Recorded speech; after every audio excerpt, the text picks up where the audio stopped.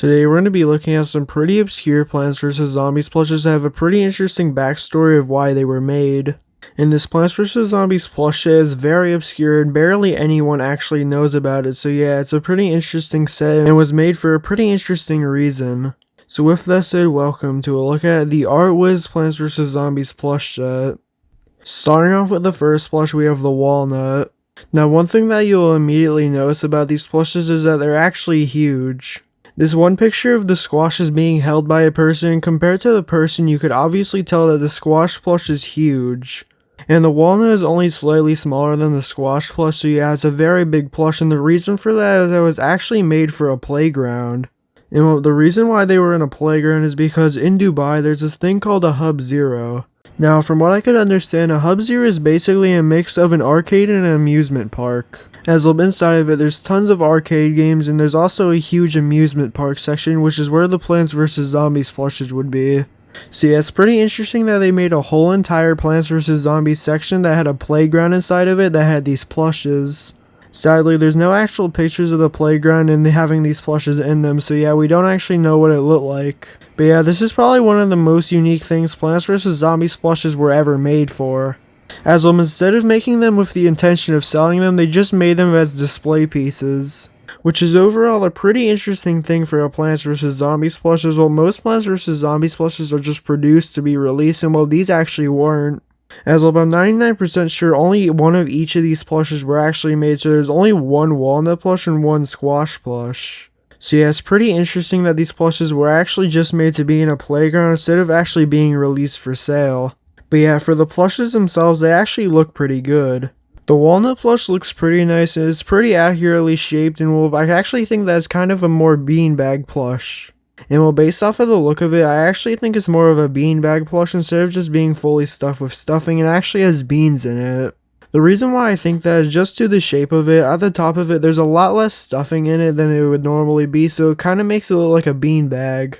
But I can't be completely sure, as we only have one picture of the walnut plush, so yeah, I can't really be completely sure if that's correct. Now, the walnut's eyes, eyebrows, and mouth seem to be made out of a very delicate material. As if you just look at the pictures of them, you could kind of tell that the eyes aren't actually fully on the plush. So it seems like that they could most likely be torn off pretty easily and get damaged.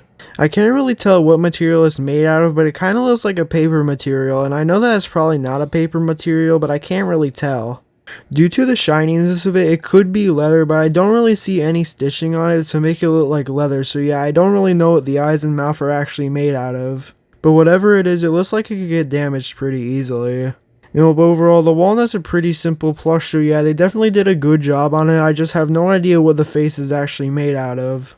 And you can never actually get these plushes, as they were never for sale, and I'm pretty sure only one of each were ever made.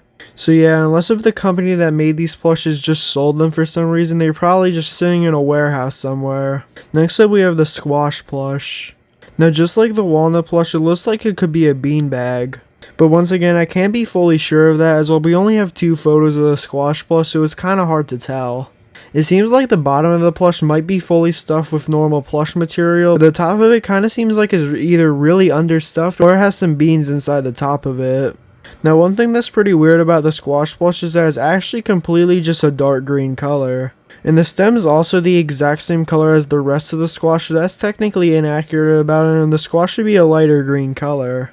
But besides that, the rest of the squash plush looks really good, and I do like that they added some details on the side of it to make it have more lumps on it to make it look accurate to the game. And just like the walnut plush, I have no idea what the face is actually made out of. Once again, the eyes for some reason look like they're made out of paper. I don't know why they look like that, but they look pretty weird.